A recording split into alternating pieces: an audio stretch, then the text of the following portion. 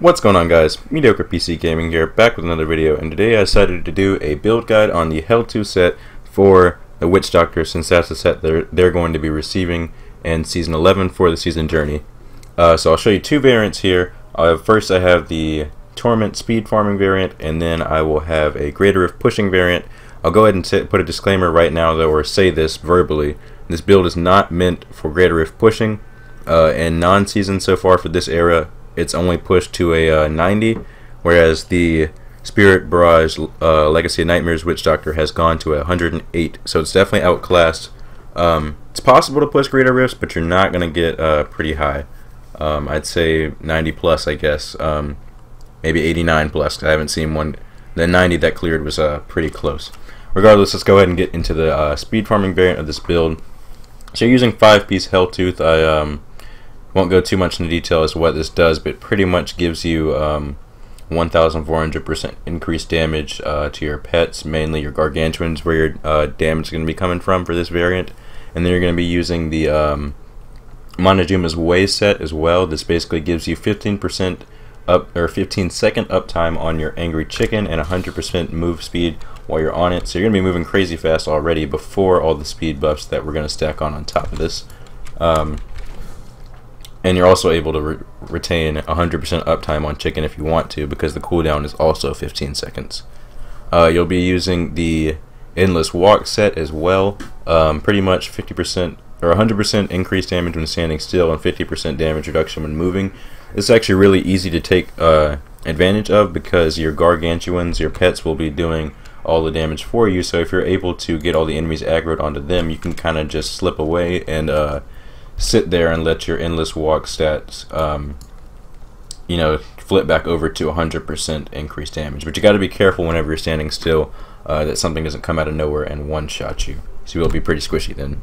We'll be using, on the hands, you'll be using KRNE, or you'll use Helltooth gauntlets and use Mask of Jerem here. It's pretty much just a trade-off of which one you want to cube and which one you want to have on. If you've got KRNE on, then you'll cube Mask of Jerem, and if you've got Mask of Jerem on, you will cube KRNE.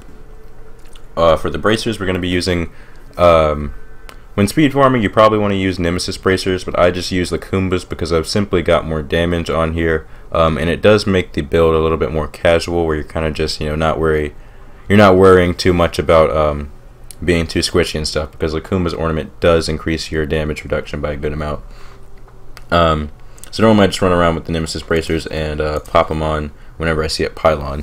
And then for the belt, it doesn't really matter too much here. Ideally you want to go for a Witching Hour just to get some crit hit damage increased, but there isn't a really great belt for this build.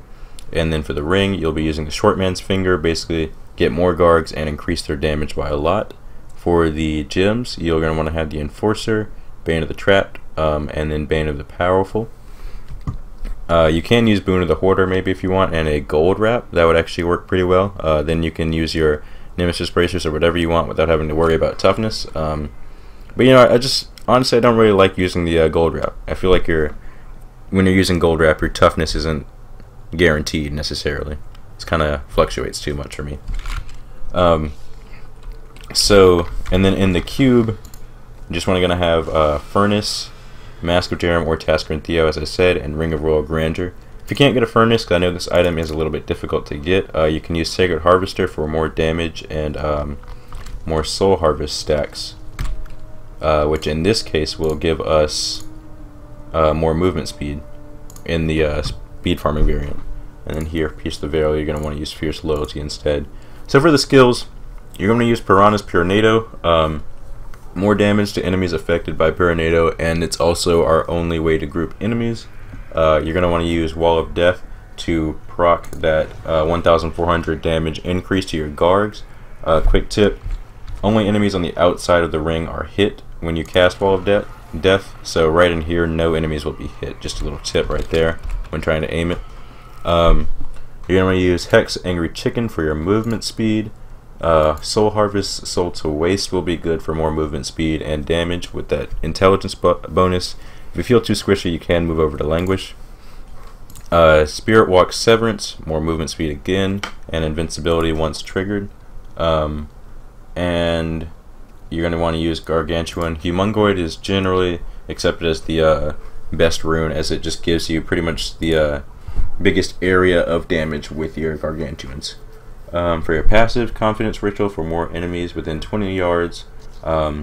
Fierce Loyalty for basically more movement speed in and out of combat.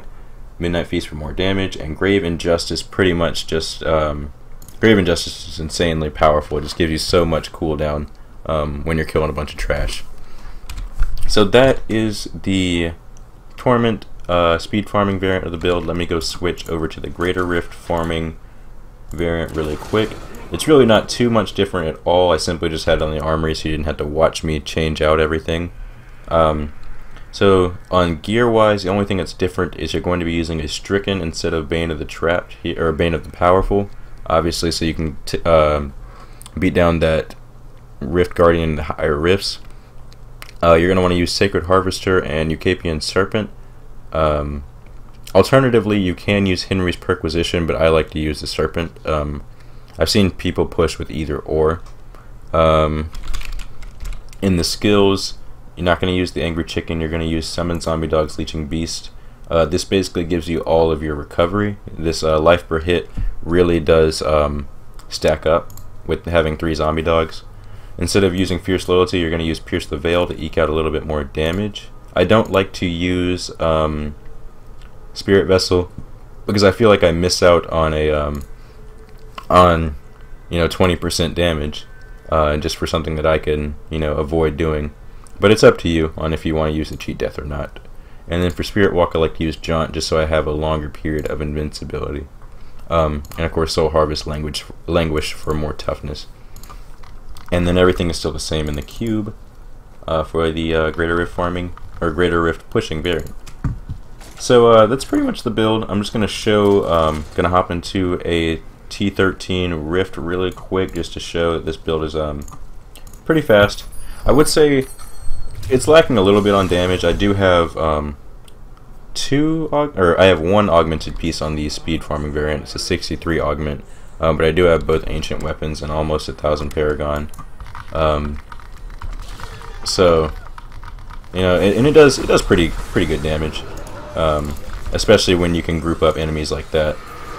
Your Garg should 1 to 2 shot all trash mobs, and then for the elites, it'll probably be about 4 or 5 hits on an elite. And I'm just going to clear out this trash here really quick, pop into Severance, click that, and then get back on my Lakumbas. Now, of course, it would be easier if I just had some better Nemesis bracers. I feel like I can definitely survive on T13 without using Lakumbas, but my Lakumbas just offer more damage, so yeah. It's up to you on if you want to do, if you want to switch out on using Lakumbas or not, as I do. And so pretty much what you do is you get your stacks up, you get your Gargs up, of course, and then you kind of just fly from pack to pack. And try and look on the map. The purple dots are your follower and your Gargs. If you see that your Gargs are like way off somewhere, just resummon them when you need to. The cooldown for them is 60 seconds, but will probably be back up relatively quickly because of the Grave Injustice passive. So yeah, just be aware of where your Gargs are. Be aware if there's a ton of damage coming your way, and if there is, just pop Severance and get the heck out of there. If you can manage it, standing still as much as possible when fighting elites will help, because that will start to increase your damage through the Travelers, or through the Endless Walk set.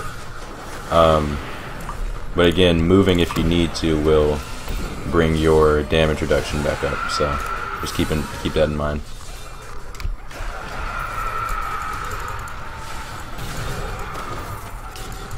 And so what I like to do if I can't, or if I don't want to resummon my Gargs, I like to just use Pyronado to try and pull the mobs onto them. But more often than not, I will have a big pack and I'll just resummon my Gargs within it.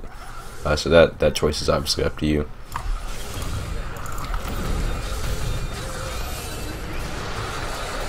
I'm gonna die here. Yeah. I used my spirit walk whenever I shouldn't have and got jailed onto there.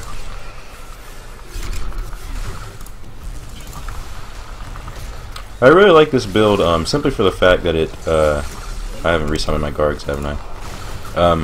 But I like it because it's simple speed farming, and I think it's speed farming done right. You know, like, the devs have said that they want the Pestilence set to be the speed farming set for the Necromancer, and right now the Pestilence set is just shit. I did run that Greater Rift 81 with it, but that was, going for that was hell. And it required, you know, I think I had 6 or 7 augments on my gear, all 75 plus, and I had to fish for like a day straight. It was no bueno. But I think if the Pestilence set, you know, somehow shines as the speed farming set, I think it'll be a good set to have in the game, you know? I don't think every set in the game has to, you know, contend as the best set for Greater Rift pushing. I think it just needs a place in the game. It needs to be usable for something. And having sets that are usable just for speed farming, you know, I'm fine with that. I really like this set because it might not be that powerful, but as you can see, when paired with a few other items, it's really fast and really good at T13 farming. So that's pretty much just saying I hope whenever the devs inevitably rebalance the Pestilence set that they do it right and they really do make it the speed farming set of the Necromancer.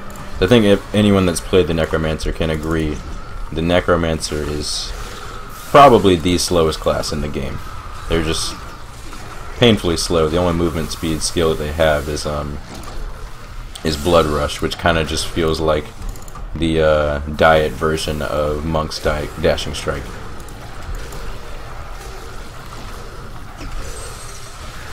So as you can see, the RG kill was not the fastest. This build is probably going to struggle most in low density. Getting that area damage proc on your with your Gargs will definitely help. Oh, stats to roll for. Didn't really mention that. You don't want to have attack speed on your gear. I've heard that having attack speed on your gear will increase your sheet damage, which it does, and therefore increase your gargantuan damage. I can't vouch for whether that is true or not, but I just tend to not roll for attack speed and roll for alternative stats if I can. Cooldown reduction is not needed. As you can see, the Grave Injustice passive pretty much takes care of that. So you basically want to roll for Garg damage where you can get it. I know you can get it on chest and on your shoulders. Life per hit is good. I have it on my helm, but you know that's only for Greater Rift pushing. If you're never going to push the Greater Rift thing, life per hit is going to be useless because you're probably not going to be using your zombie dogs. Crit hit damage and crit hit chance, of course. Intelligence, of course. Having a good amount of vitality will help you out. I got 7,000 vitality right now, and I'm sitting at about 1.1 mil life because this amethyst definitely helps out. Armor is a great stat for intelligence-based classes, as intelligence gives you all res instead of armor. And yeah, that's pretty much it. Area damage on the weapon definitely helps. And I wish I could have some area damage on the shoulders because I really don't need 1.1 mil life. I could go without that vit roll, really. But yeah, pets can proc area damage from what I've heard, so area damage definitely does help. I'll have a Diablo fans build link guide, link to the guide to the build, some link will be in the description to Diablo fans, and it probably will pertain to this guide, or to this build.